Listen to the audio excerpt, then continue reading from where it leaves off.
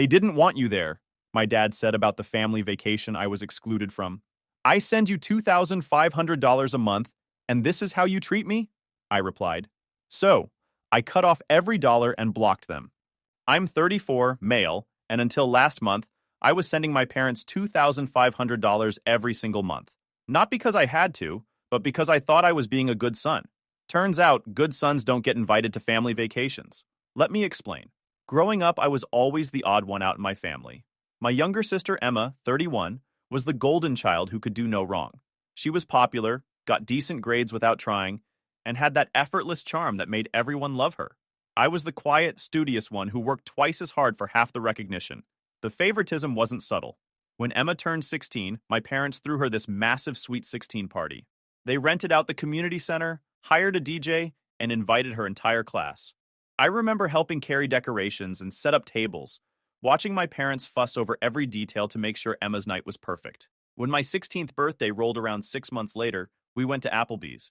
Just the four of us. Mom took a single photo with her flip phone, and that was it. Emma got a brand new Honda Civic for her 16th birthday. Bright red, exactly what she wanted. I got a used bicycle from a garage sale, a girl's bike, because Dad said it was practical and the price was right. When I pointed out it was clearly designed for girls, Mom said I was being ungrateful and that transportation was transportation. In high school, while Emma was out partying, I was working part-time at a grocery store and maintaining a 4.2 GPA. My manager, Mrs. Rodriguez, used to comment on how responsible I was for a teenager. She'd give me extra shifts when other kids called out, knowing I'd show up and work hard. I was saving every penny for college, dreaming of getting out and making something of myself. Emma's grades were mediocre at best, but somehow she was always getting praised. Emma's doing her best, Mom would say when report cards came out. Not everyone is naturally academic like you. But when I brought home straight A's, it was just expected. No celebration, no acknowledgement, just good job in passing. The worst part was watching how differently we were disciplined. I remember this one time when I was 17, I came home 20 minutes late from my job at the grocery store because my manager asked me to stay and help with inventory. My parents grounded me for a week for being irresponsible and not calling. That same month, Emma crashed her car into a mailbox while texting and driving. Instead of being punished, my parents spent the weekend helping her pick out a replacement car and talking about how accidents happen. When college applications came around, my parents were so focused on helping Emma get into a good school that they barely noticed when I got accepted to MIT on a full academic scholarship. The night I got my acceptance letter, I remember running downstairs to tell them, practically vibrating with excitement. Dad was helping Emma with her college essay, and Mom was making her favorite cookies.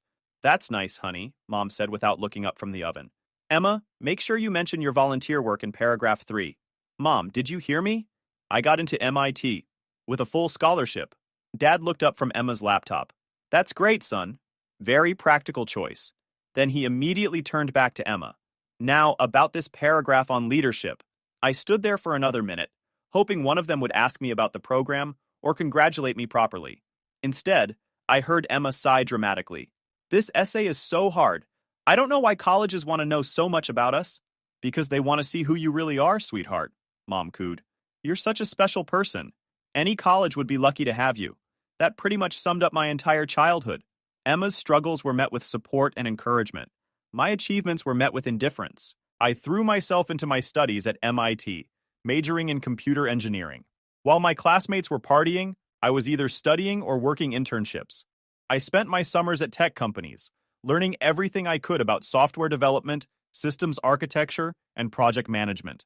My sophomore year, I got an internship at a startup that ended up being acquired by Google. The experience taught me more about the tech industry than any classroom ever could.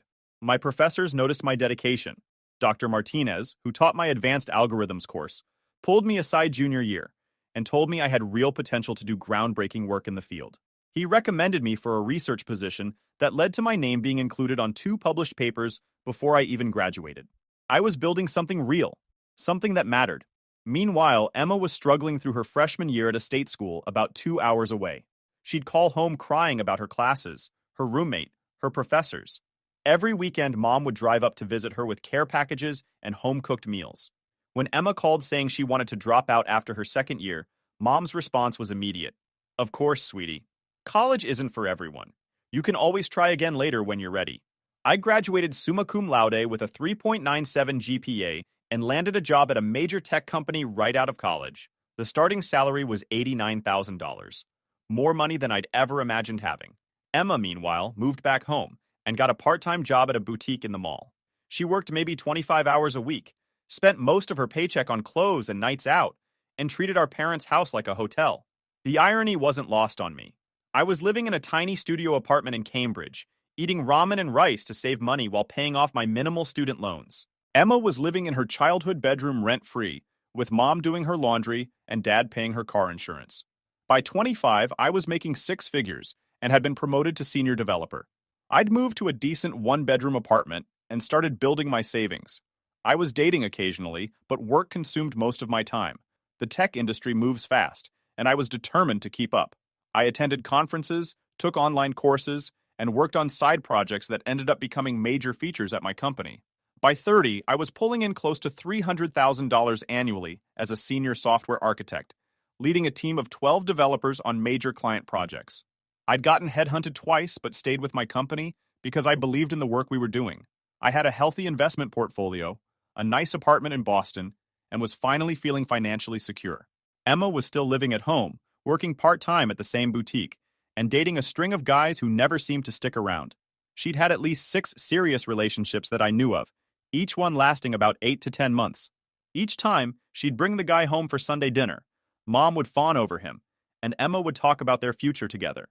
Then something would inevitably go wrong, and she'd spend weeks crying on Mom's shoulder about how men were terrible, and she'd never find anyone. The pattern was always the same. Emma would fall hard and fast, usually for guys who were charming but unreliable. There was Marcus, who worked at a gym and convinced her to lend him money for his business venture that never materialized. There was Tyler, who was supposedly a musician, but spent most of his time playing video games in Emma's bedroom. There was Derek, who cheated on her with her best friend from high school. Through it all, Mom and Dad were endlessly supportive. "She just has such a big heart," Mom would say. "She loves so deeply. Someday she'll find someone who deserves her." Meanwhile, whenever I mentioned dating someone, the response was lukewarm at best. "That's nice, honey. Is she career-focused like you?" Translation: please don't get serious and move even further away from the family. The truth was, I'd been in a couple of serious relationships, but they'd never worked out. My last girlfriend, Jessica, broke up with me because she said I was emotionally unavailable and too focused on work. She wasn't wrong. I'd been working 60-hour weeks, trying to prove myself for a promotion, and I didn't have much left over for relationship maintenance. When she left, I threw myself even deeper into my career. Here's where the $2,500 monthly payments started. 3 years ago, Dad had a heart attack. Nothing too serious, but it was a wake-up call. I was in a client meeting when Mom called, sobbing so hard I could barely understand her. I excused myself and ran to my car, listening to her explain through tears that Dad had collapsed at work and was in the emergency room. I drove straight to the hospital, my hands shaking as I gripped the steering wheel. The 2-hour drive felt like an eternity. When I got there, I found Mom pacing in the waiting room while Emma sat in a corner chair, scrolling through her phone. Dad was stable, the doctors said. It had been a minor heart attack, likely caused by years of stress and poor diet. He'd need to make lifestyle changes, take medication, and monitor his health closely. During his recovery, Mom called me crying about their finances. Dad's job at the manufacturing plant provided decent insurance, but it wasn't great. They'd always lived paycheck to paycheck, and Dad's medical bills were piling up. Even with insurance, there were co-pays, deductibles, and medication costs they hadn't budgeted for. Dad's doctor had prescribed 4 different medications, and the monthly cost was over $400, even with insurance coverage. Then there was the time off work. Dad had to take 8 weeks off for recovery, and while his job was protected, his income was reduced to short-term disability payments that barely covered half his normal salary. They were talking about selling the house. "I don't know what we're going to do," Mom sobbed during one of our phone calls. "The mortgage is $1,800 a month, and with the utilities, insurance, and everything else, we need at least $2,200 just for basic expenses. Your father's disability payment is only $1,100. I couldn't stand the thought of my parents losing their home. This was the house I'd grown up in, where all our family memories were made. Despite all the favoritism and hurt feelings, I still loved my parents. They weren't bad people. They just had blind spots when it came to Emma. "How much do you need?" I asked. "Oh, honey, I couldn't ask you to..." Mom, how much? She was quiet for a moment. If we could just get some help with the mortgage for a few months, maybe $2,000 or so, just until your father gets back to work. Without hesitation, I offered to help. I started sending them $2,500 every month, enough to cover their mortgage, utilities, and give them some breathing room for emergencies. I never asked for anything in return, never made them feel bad about needing help. I just quietly transferred the money every first of the month, usually with a note like, "Hope this helps. Love you guys." The relief in Mom's voice was immediate.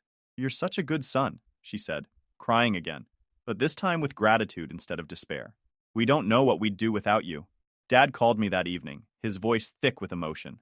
"Son, I don't know how to thank you. This means everything to us." "You don't need to thank me, Dad. That's what family is for. We're so proud of you," he continued. "You've really made something of yourself. We're lucky to have such a successful, generous son." For the first time in years, I felt like I belonged in the family. Like my success meant something to them beyond just being a contrast to Emma's struggles. I was contributing, helping, being the kind of son they could be proud of. Dad recovered well and went back to work after 3 months, but I kept sending the money. Their financial situation hadn't really improved. They still had the same expenses and the same income. Plus now they had ongoing medical costs. Dad needed quarterly cardiology visits, annual stress tests, and daily medications. The $2,500 had become essential to their monthly budget. For 3 years, I felt good about helping them. Sure, it meant I couldn't upgrade my apartment or buy the sports car I wanted. But family comes first, right? I figured I was investing in our relationship, showing them how much I cared. Every month when I sent the money, I felt like I was buying my place in the family, proving that I was a good son worth loving. I should have known something was up when the family group chat went quiet in February. Usually, it was constant chatter about everyone's plans, work drama, random memes. Emma would send screenshots of funny customer interactions from the boutique. Mom would share pictures of whatever new recipe she was trying, and Dad would occasionally drop in with dad jokes that made us all groan. But suddenly, it was radio silence. When I'd try to start conversations, I'd get short responses or be left on red entirely. I'd send a picture of something interesting from work, maybe a cool new server setup or a photo from a team lunch, and get nothing. I'd ask about weekend plans and get one-word answers. "Busy?" Emma would text back. "Quiet weekend," Mom would respond. I thought maybe everyone was just busy. Work had been particularly intense for me in February. We were launching a major product update that had consumed my life for months. Maybe I'd been too focused on my own stuff and missed some family drama. Mom had mentioned during one of our weekly calls that Emma was seeing someone new named Jake, and I figured they were all caught up in that excitement. Emma's relationships were always a family affair. Mom would get immediately attached to whatever guy she was dating, inviting him to Sunday dinners within the first week of hearing about him. Dad would spend the first few meetings sizing up the new boyfriend, asking pointed questions about his job, his intentions, his 5-year plan. I'd usually hear about all of this secondhand during my weekly phone calls with Mom. "Jake seems really nice," Mom had gushed during one conversation. "He's got a good job, drives a nice car, and he treats Emma so well.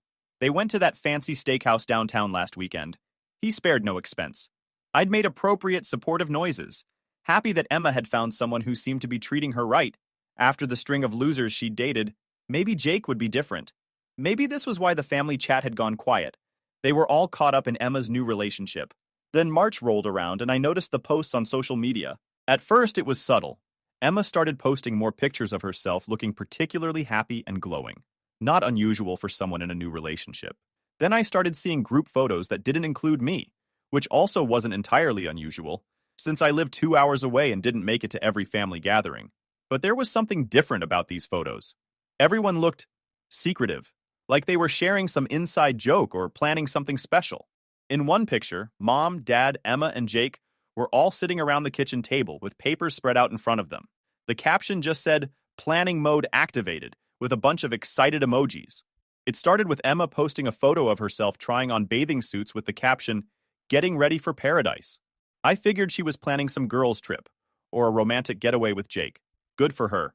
She deserved some fun after the disaster with Derek. A few days later, Mom posted a picture of herself at the mall, carrying shopping bags from various stores. Victoria's Secret, Bath and Body Works, a swimwear boutique. "Vacation shopping is the best kind of shopping," the caption read. I commented with a heart emoji, thinking she and Dad were finally taking a trip together. They deserved it. Dad had been working overtime at the plant since his recovery, trying to rebuild their emergency fund, and Mom had been stressed about finances despite my monthly help. But then I started noticing other things. Emma posted a photo of her and Jake at a travel agency, both of them grinning and holding brochures. Mom shared a screenshot of a weather app showing sunny skies and 82-degree temperatures somewhere. Dad, who rarely posted anything on social media, shared an article about the best hidden gems in Hawaii from some travel blog. Hawaii. That got my attention. The pieces started falling into place, but I told myself I was being paranoid.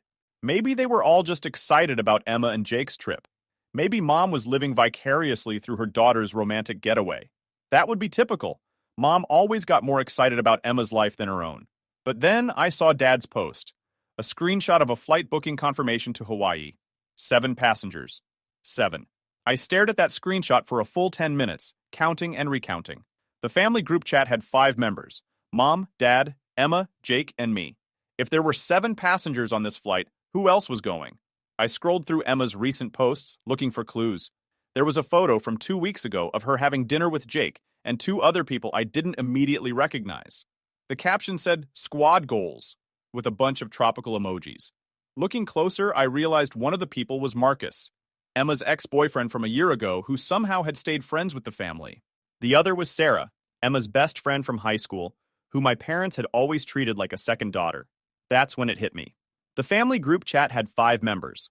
Mom, Dad, Emma, her boyfriend Jake, and me. If there were 7 passengers, that meant they'd invited Marcus and Sarah. They'd even invited Emma's ex-boyfriend, but they hadn't invited me. I refreshed Dad's post, hoping I'd misread something. Nope. 7 passengers, departing on April 15th for a week in Maui. I checked my calendar. I had no vacation planned for that week. I hadn't even been told there was vacation to plan for. I spent the next hour obsessively going through everyone's social media, looking for any mention of me or any indication that I was supposed to be part of this trip. Nothing. Emma's excitement about family time in paradise. Mom's posts about making memories with the people who matter most. Dad's rare burst of social media activity, sharing articles about snorkeling, luau's, and scenic drives. I felt sick to my stomach. This wasn't just a vacation I hadn't been invited to. This was a family vacation I'd been deliberately excluded from. They'd been planning this for weeks, maybe months, and not one of them had thought to mention it to me. Not even in passing. The worst part was the social media posts. They weren't just planning a trip. They were documenting their excitement for the whole world to see, including me. They wanted me to know they were going without me, or they were so excited about their plans that they'd forgotten I existed entirely. I wasn't sure which option hurt more. I called Mom that evening, trying to keep my voice casual despite the knot in my stomach. "Hey, Mom. Saw Dad's post about Hawaii. That sounds amazing. When are you guys going?" There was a pause. A long pause. I could hear the TV in the background, some cooking show Mom liked to watch in the evenings. "Oh, that. Well, it's next month. Just a little family getaway." Family getaway? I couldn't keep the confusion out of my voice. Was I supposed to book my own flight? I didn't see any details in the group chat. Another pause, longer this time. I heard her take a deep breath. "Sweetie, this trip is really more for Emma. She's been going through a lot with work and relationships, and we thought she could use some family support. You're always so busy with your job anyway, and we know how hard it is for you to take time off." The words hit me like a physical blow. Emma's been going through a lot? Emma, who worked part-time at a boutique and lived rent-free at home, had been going through more than me. Who was working 60-hour weeks and sending them $2,500 a month? "I can take time off, Mom. I've got plenty of vacation days saved up. I've been working so much that I haven't used any of my vacation time in over a year." "I know, honey, but we've already made all the arrangements. The house we rented only has so many bedrooms, and..." She trailed off. "How many bedrooms does it have?" "Well, it's a 4-bedroom place. There's the master for me and Dad, one for Emma and Jake, one for Marcus, and one for Sarah and her boyfriend Chris. It's perfect for the group we planned. Sarah's boyfriend Chris.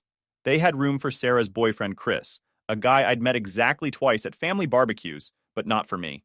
"Right," I said, my throat tight. "Well, you guys have fun." "Oh, sweetie, don't be like that. You know how these things are? It's just easier when the group is compatible." Compatible. That word stuck in my throat like a bone. Compatible how? Well, you know. Everyone's around the same age. They all enjoy the same activities.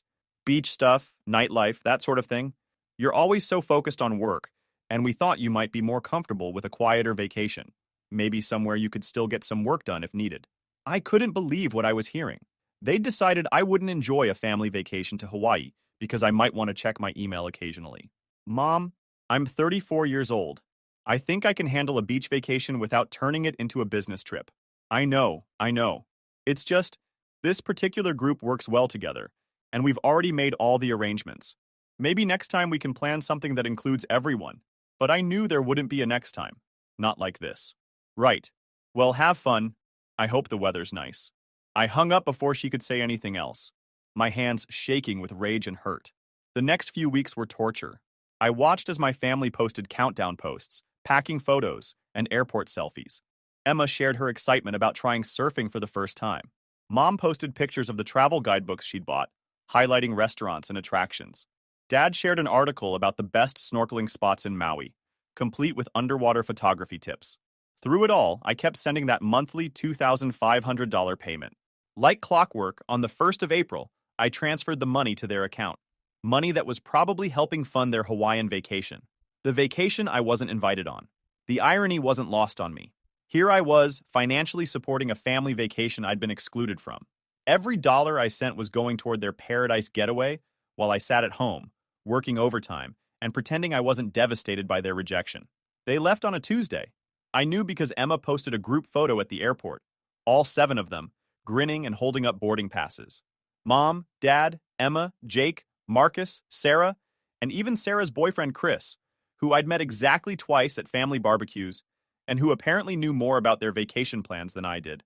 The photo was captioned, "Paradise Here We Come." Number family time number.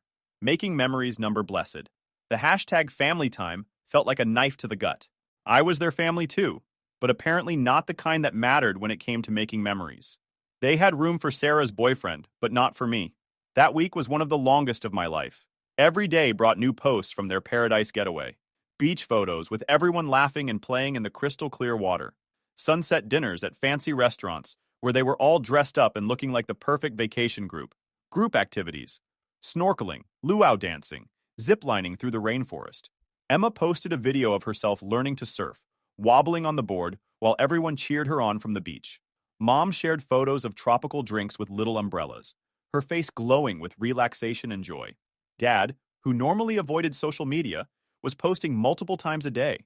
Scenic drives, hiking trails, waterfalls. They were having the time of their lives, and I was sitting in my apartment, working late and trying not to think about how badly this hurt. I threw myself into work, staying at the office until 9 or 10 each night, picking up extra projects, volunteering for weekend tasks, anything to keep my mind off the fact that my family was bonding and making memories without me. The worst part wasn't even being excluded. It was realizing that they hadn't even considered including me. This wasn't an oversight or a miscommunication. They'd made a conscious decision that I didn't belong on their family vacation. They'd looked at their guest list and thought, you know who would ruin this fun group dynamic? My son brother who's been financially supporting us for 3 years. But I was still good enough to send them money every month. My coworkers noticed my mood.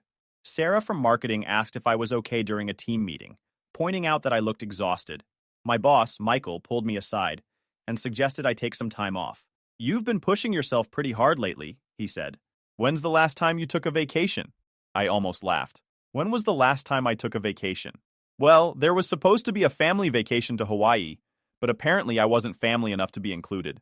When they got back, Mom called me like nothing had happened. I let it ring twice before answering, steeling myself for what I knew would be a painful conversation. How was Hawaii? I asked, because I'm apparently a glutton for punishment. Oh, it was wonderful. Her voice was bright and excited, like she was talking to a friend instead of the son she deliberately excluded from the trip. We had such a great time. Emma really needed it, you know? She's been so stressed lately with work and everything. Stressed about what? Her part-time job at a boutique? I saw the photos. Looked like an amazing trip. You should have seen the sunset from our lanai the first night. Absolutely breathtaking. And the snorkeling! Even your father tried it, can you believe that? Emma took some beautiful pictures underwater. There were these bright yellow fish everywhere. She went on for 20 minutes about all the fun they'd had, seemingly oblivious to how much it hurt to hear about the family vacation I'd been excluded from. She described the fancy dinners, the beach activities, the hiking adventures. She told me about how Jake had proposed to Emma on the beach at sunset, and how romantic it had been with everyone there to celebrate. Jake had proposed. Emma was engaged. And I'd found out through a post-vacation phone call, not because anyone had thought to include me in the moment or even tell me it was planned. When she finally paused for breath, I asked the question that had been eating at me for weeks. Mom, why wasn't I invited? Silence. Complete, awkward silence. I could hear the TV in the background, some daytime talk show she liked to watch while doing housework.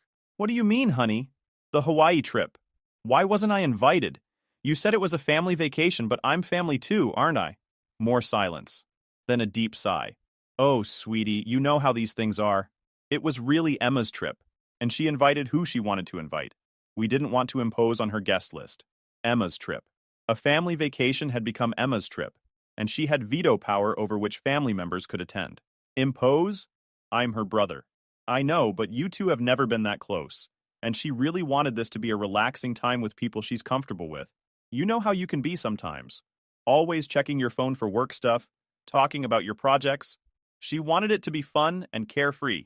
People she's comfortable with. That stung more than I expected. My own sister wasn't comfortable enough with me to want me on a family vacation. So Emma decided who gets to go on the family vacation. Well, not exactly, but look, honey, I don't want to get into this. The trip is over and it was lovely. Maybe next time we can all go together. But I knew there wouldn't be a next time. Not like this. This had shown me exactly where I stood in the family hierarchy. I was the ATM, not a member. I let it drop, but the hurt festered. For the next 2 weeks, I went through the motions of our normal family relationship. Weekly phone calls with Mom, where she'd update me on Emma's wedding planning and Dad's latest projects at work. The occasional text in the group chat about mundane things like weather or TV shows. The monthly money transfer that I'd been making for 3 years. But everything felt different now. Hollow. Every conversation felt fake, like we were all pretending this massive betrayal hadn't happened. Like they hadn't shown me exactly how much I mattered to them when it came time to choose who belonged on a family vacation. Then Dad called me on a Saturday afternoon, which was unusual. He typically avoided phone calls, preferring to let Mom handle the family communications. Saturday afternoons were his time for yard work or watching sports, and he guarded that time carefully. Son, I wanted to talk to you about something. His voice sounded tired, and I immediately worried something was wrong with his health. The heart attack was still relatively recent, and I'd been watching for signs that he might be overdoing it. Sure, Dad. What's up? Is everything okay? Your mother told me about your conversation after we got back from Hawaii, about you being upset that you weren't invited. My stomach dropped. Of course she'd told him. And of course they'd discussed my reaction like it was some kind of problem they needed to solve. Oh, yeah. Look, I want you to understand something. He paused, and I could hear him taking a deep breath. They didn't want you there? The words hit me like a physical blow. I actually felt winded, like someone had punched me in the chest. What? Emma specifically asked that you not be invited. She said you just bring down the mood, always working on your laptop or talking about your job. She wanted this to be fun and relaxed, and she didn't think you'd fit in with the group dynamic she was going for. I couldn't speak. My own sister had specifically requested that I be excluded from a family vacation. It wasn't an oversight or a space issue or a miscommunication. Emma had looked at the invitation list and said, "Don't invite my brother." I'm sorry if that hurts your feelings, Dad continued, his voice matter-of-fact, but I wanted you to hear it straight. Emma's been going through a tough time with work and relationships, and we wanted to support her. Sometimes that means making difficult choices about who to include in family activities. Difficult choices, I repeated numbly. She's our daughter, and she needed this vacation. You're doing fine on your own. You've got your career, your money, your success. Emma needs more support right now, more attention. This trip was about helping her heal and move forward. That's when something snapped inside me. 3 years of sending them money every month. 3 years of being the responsible son, the financial backup plan, the one they could count on when things got tough. And this was how they saw me, as someone who didn't deserve to be included in family activities, because I was doing fine on my own. I send you $2,500 a month, I said quietly. What? I send you and Mom $2,500 every single month, Dad, for 3 years. That's $90,000 I've given you. Son, we appreciate that, but $90,000 of my money, and this is how you treat me? My voice was rising now, anger and hurt pouring out in equal measure. My sister specifically requests that I be excluded from a family vacation, and you think that's reasonable? You think I deserve that? Now hold on. No, Dad, you hold on. For 3 years, I've been helping keep you afloat financially. I've been the good son, the responsible one, the one who takes care of the family. And when it comes time for a family vacation, I'm not even worth considering. It's not about worth. It's about what Emma needed. It's about exactly that. Worth. You've made it clear where I stand in this family. I'm good enough to pay your bills, but not good enough to join your vacations. I'm good enough to be your financial safety net, but not good enough to be included in your family memories. Dad was quiet for a moment. When he spoke again, his voice had a defensive edge. You're being dramatic. It was just one trip. Just one trip? Dad, do you realize how this looks from my perspective? I've been financially supporting you for years, and you guys couldn't even be bothered to invite me on a vacation that my money probably helped pay for. Your money? Son, that money was a gift. You can't hold it over our heads now. Something cold settled in my chest. A gift? Is that what you think this has been? Well, yes. You offered to help, and we accepted gratefully. But you can't use that to buy your way into every family activity. Buy my way in. That's what he thought I was trying to do. I offered to help because I love you. Because I wanted to make sure you didn't lose your house after Dad's heart attack. Because I thought we were a family. We are a family. No, Dad. Families don't exclude each other from vacations while cashing their checks.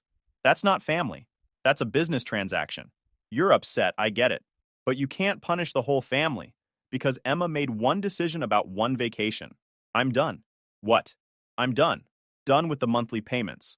Done with being treated like an ATM instead of a son. Done with a family that thinks I'm good enough to bankroll their lifestyle, but not good enough to include in their lives. Now wait just a minute. No, there's nothing to wait for. I've made my decision. I hung up and immediately opened my banking app. The automatic transfer for May was scheduled to go through in 3 days. I canceled it. Then I did something I never thought I'd do. I blocked my parents' numbers. I blocked Emma.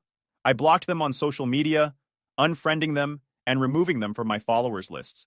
I even left the family group chat with a simple message.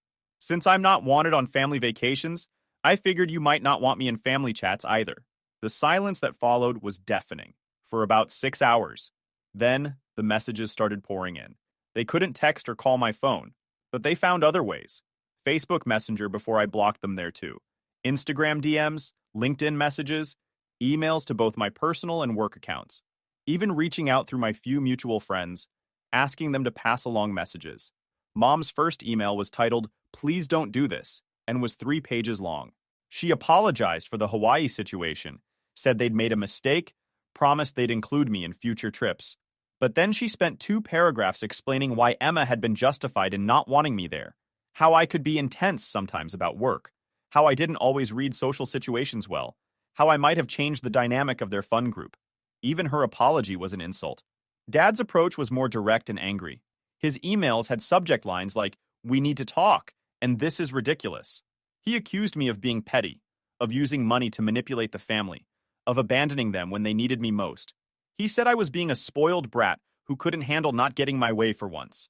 The irony of calling me spoiled while asking for my money back wasn't lost on me. Emma's messages were the most interesting evolution. She started with anger. How dare I punish the whole family because of one vacation? How I was being a spoiled brat. How my money didn't buy me a spot on every family activity. She actually used the phrase, "You can't buy love," which was rich coming from someone who'd been living off my financial support for years. But as days passed and I didn't respond, her tone shifted to panic. "I didn't mean you could never come on trips," she wrote in one email. "I just thought that particular group worked well together. You're taking this way too seriously." Then, "Mom and Dad are really stressed about money now. You're hurting them to get back at me, and that's not fair." And finally, "I'm sorry, okay? I'm sorry I didn't want you in Hawaii, but you can't just abandon the family over this. We need you." There it was. We need you. Not, "We love you," or "We miss you," or "We're sorry we hurt you." We need you. Because I was the source of their monthly financial stability, and without me, they were in trouble. But that's exactly what I did. I abandoned them. YouTube just dropped this new hype feature. If you're hooked on this story, smash that hype button. It tells YouTube this video deserves to blow up, and it keeps even crazier stories coming your way.